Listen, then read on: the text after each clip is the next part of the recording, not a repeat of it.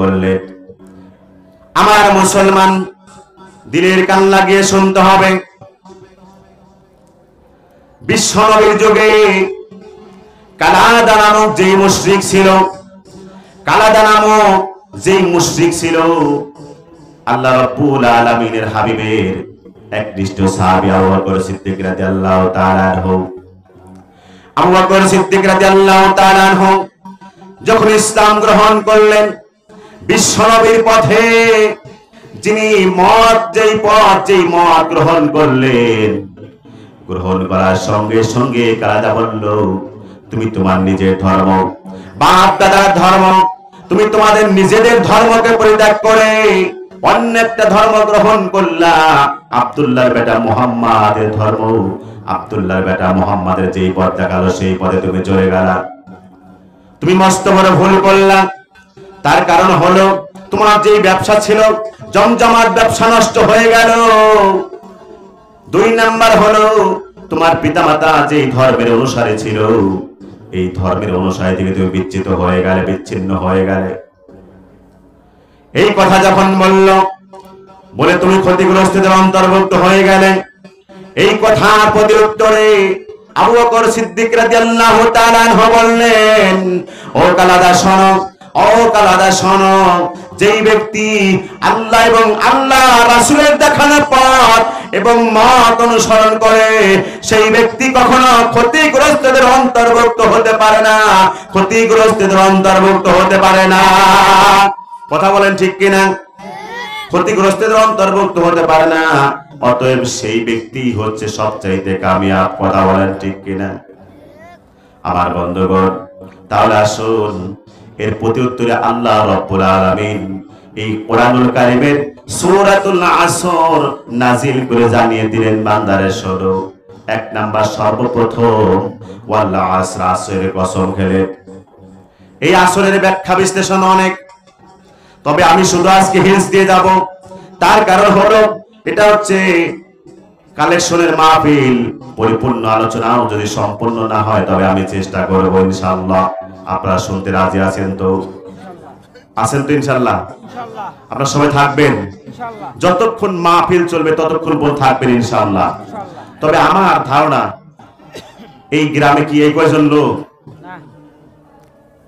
আশেপাশের যারা আছেন, আমি আপনাদেরকে পা ধরে অনুরোধ করব, আগামীকালকে আপনারা মাহফিলে আসেন। তার কারণ হলো আগামীকালকে আপনার জন্য সূর্যোদয় নাও হতে পারে, কথা বলেন। আগামীকালকে আপনার জন্য ভোর নাও হতে পারে। আপনি আজকে ঘুমিয়ে পড়েছেন, আগামীকাল ফজর পরেই আপনার এলান হয়ে গেল অমুক মারা গেছে, ইন্না লিল্লাহি ওয়া ইন্না ইলাইহি রাজিউন। আমার বন্ধুগণ, মরতে একদিন হবে। অতএব কোরআনের মাহফিলে এসে বসেন। হতে পারে কাল কঠিন কিয়ামতের ময়দানে, যেই দিন পিতা তার পুত্রকে চিনবে না, তার স্ত্রী তার স্বামীকে চিনবে না, স্বামী তার স্ত্রীকে চিনবে না, কেউ কাউকে ধরা দিবে না, সেই মুসিবতের সময় আপনার এই মাহফিলটা নাজাতের মাধ্যম হতে পারে। এজন্য আমি বলছি, আপনারা যারা এখনো আসেন নাই, দয়া করে মাহফিলে চলে আসেন। আমার বন্ধুগণ, তাহলে আল্লাহ পাক কি বলছেন? ওয়াল আসর, সময়ের কসম। সময়টা কেমন? ব্যাখ্যাবিদরা বলেছেন, তাফসীরকারগণ বলেছেন, এই আয়াতের তাফসীর অনেক বিশাল বিস্তীর্ণ। তবে আমি আপনাদেরকে অল্প একটু বোঝানোর জন্য বলছি। মুসলমান, খেয়াল করে শুনতে হবে। আমার বন্ধুগণ, একটা মানুষের যখন একটা পরীক্ষার্থী পরীক্ষা দেওয়ার জন্য যায়, কয় ঘন্টার জন্য পরীক্ষা দেয়? কয় ঘন্টা? 3 ঘন্টা, কথা বলেন। 3 ঘন্টার জন্য পরীক্ষা দেওয়ার জন্য চলে যায়। সময়ের মূল্য যদি না দেই, তাহলে বলেন তো মুসলমান, আমরা আজকে দুনিয়াতে বেঁচে আছি, এই দুনিয়াতে বেঁচে থাকার সময়টা মূল্য দিলাম না, মরার পরে বলেন তো মূল্য দিতে পারবো?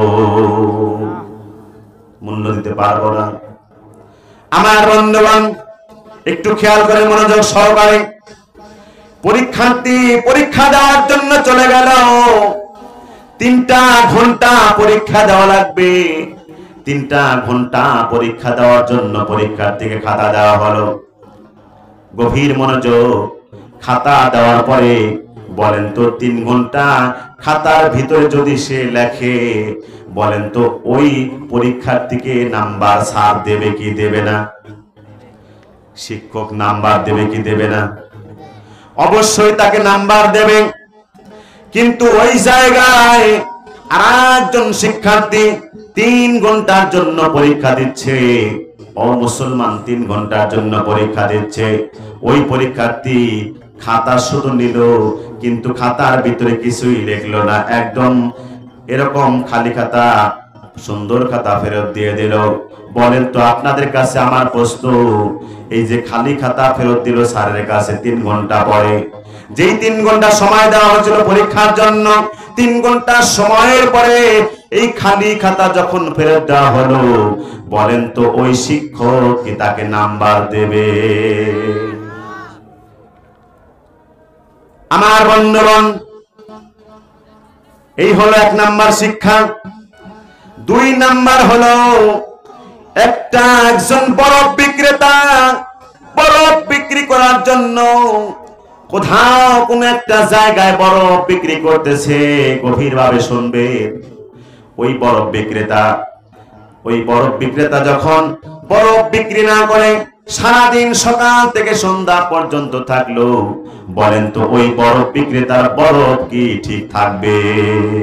ঠিক থাকবে? বরফ কি হয়ে যাবে? গলে যাবে। যাবে না? গলে যাবে, নষ্ট হয়ে যাবে।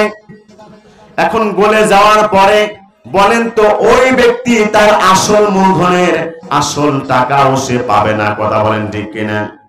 কারণ সময়ের কদর করে নাই, সময় মতো সে বিক্রি করে নাই, সারাদিন দাঁড়িয়ে ছিল বিক্রি করা বাদ দিয়ে। বলেন তো ওই যে বিক্রি করা বাদ দিয়ে সারাদিন দাঁড়িয়ে থাকলো, সবগুলো নষ্ট হয়ে যাবে।